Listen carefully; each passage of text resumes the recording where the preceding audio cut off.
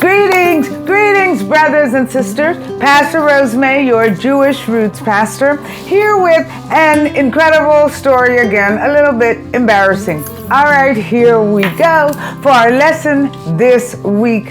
Praise God. So, I've been swimming lately, and the routine is this. You wear your bathing suit to the gym, and you bring your clothes, and afterwards you take a shower. Not just a shower. They have a spa with the nice soaps and lotions. Then you put on your clothes and head home. So, the other day, I was into the routine, went swimming, and as I was putting on my clothes, I realized that I forgot my underwear. I forgot to bring my underwear. So, what to do? This was the plan. I said, you know what? I will just put on my clothes and I will sneak out of this gym, go straight to my car and head home. Well, wouldn't you know it? I really don't know that many people at the gym. I just joined this gym a few months ago. Soon as I walked out of the locker room, this young lady walks up to me. Dr. Rosemay, oh, I love watching you on Fountain of Blessings, and I've told my boyfriend about you. Hey, honey, please, come and meet Dr. Rosemay. You know, I just sent you a message on Instagram. Have you checked your Instagram yet?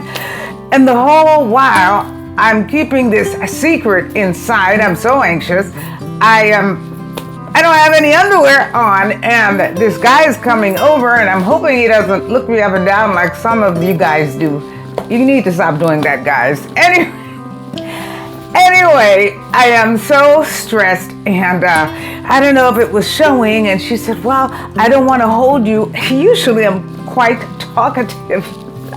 So I said, oh, nice to see you, nice to meet you, and I walk out very gingerly because I don't have on any underwear. I don't want my skirt to fly up. Whatever. I don't want it. Oh my goodness. Well, you know the first thing I did when I got home. So, what is the purpose of that story? Well, take your underwear when you go to the gym. But besides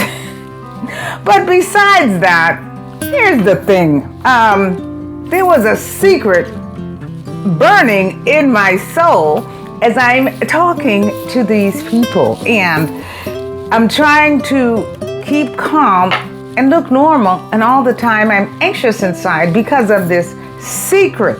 Well, this is it. That is how it is when we have secrets that we're harboring as well. Secret sins. And that's what we're going to discuss tonight. When we harbor sins in our heart, we have that same anxiety, discomfort, that fear of being exposed. David recalls in Psalm 32 his misery when he was hiding sin in his heart. Now, secret sins take on all shapes and sizes. A secret sin can be a sin that we never repented of because we're still maybe angry at the person or stubborn or whatever. A secret sin can be an attitude that we harbor, bitterness, jealousy, unforgiveness. Sometimes there are sins done in ignorance. We just didn't know that we hurt someone's feelings or offended them. Or they can be sins done in private when you're in your own bedroom or hotel room, whatever, with your phone that no one knows about, but it would sure be shameful if that sin was exposed. So those are different categories of secret sins, but God knows everything. God knows everything. And there is a problem with secret sins. Psalm 66 says it plainly. If I regard sin in my heart, the Lord would not hear me. When you keep these secret sins in your heart, the Lord does not hear you. Sin blocks answers to prayer. And let me tell you something.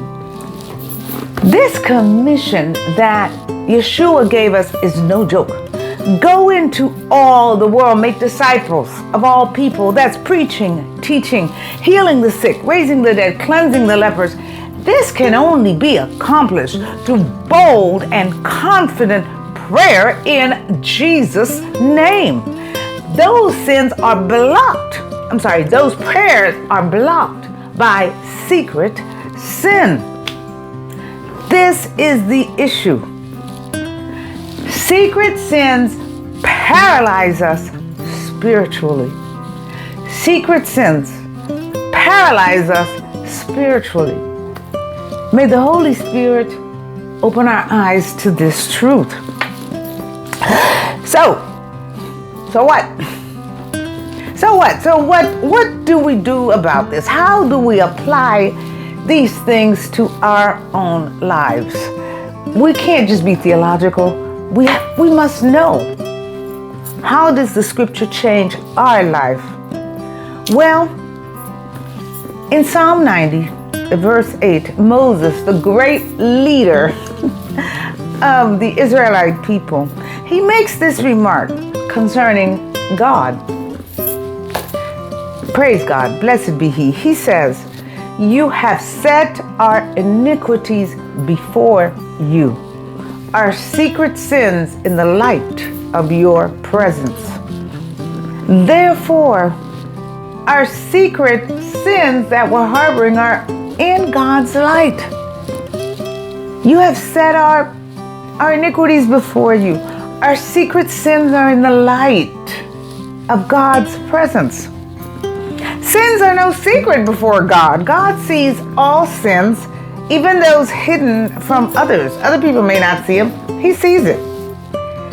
That may be unsettling to some of us. But in actuality, it is comforting that God knows about it anyway. To know that God knows our struggles means we can trust Him to guide us through a process of repentance, forgiveness, and healing. Repentance, forgiveness, and healing.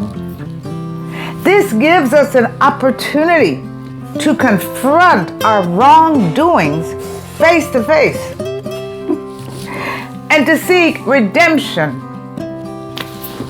So Psalm 90 verse 8 encourages us to lay bare our hearts before God. Seek the Lord and ask Him to help us overcome this evil in our heart, these faults, these shortcomings that we have. And the Lord is compassionate, gracious, kind, and ready to help. He knows about it anyway. So how do we do this then? Okay, I'm going to share another secret. Perhaps it will help you. This is it. Okay, get in your prayer closet or your bedroom, wherever you feel most comfortable praying, and close the door. And then get naked before God, physically naked. Take off your clothes before God. The Hebrew word for being naked is arunim, and it carries a theological weight, a moral weight, indicating shame for our sin, a shame of vulnerability for judgment. This is the word that is used in Genesis 3 when they had committed that sin and they knew that they were naked. And they hid themselves. They got the fig leaves. You know how that is. So arunim, that physical nakedness, can help to induce a spiritual nakedness before God. But not for judgment as they got their sentencing afterwards, but for unprecedented intimacy with the Most High, an intimacy that fosters an atmosphere of repentance and forgiveness and healing. Now, some of us, me included, I like to pray outside. So that would not be a good place to conduct that experiment of taking off my clothes. But in Psalm 19 and verse 12, the writer says, "Cleanse me from my secret sins, O God. Cleanse me, O Lord, from my secret sins." And that, my friends, my family, that must be our sincere prayer to God. Let us pray. Join your heart with mine. Oh Lord God, our Father, our friend, hallelujah. We thank you for the Lord Jesus, whose sacrifice initiated our redemption. So we do come boldly before the throne of grace. Hallelujah.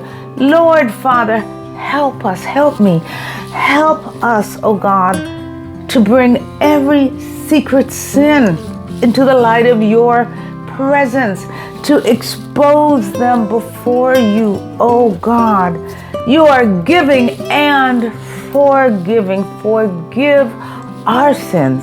Cleanse us from all unrighteousness, so that we may be holy, bold, and strong, that we may conduct affairs in your name on this earth, be your ambassadors, ambassadors of truth, ambassadors of redemption and salvation. In Jesus' name, amen, amen, amen. Shalom.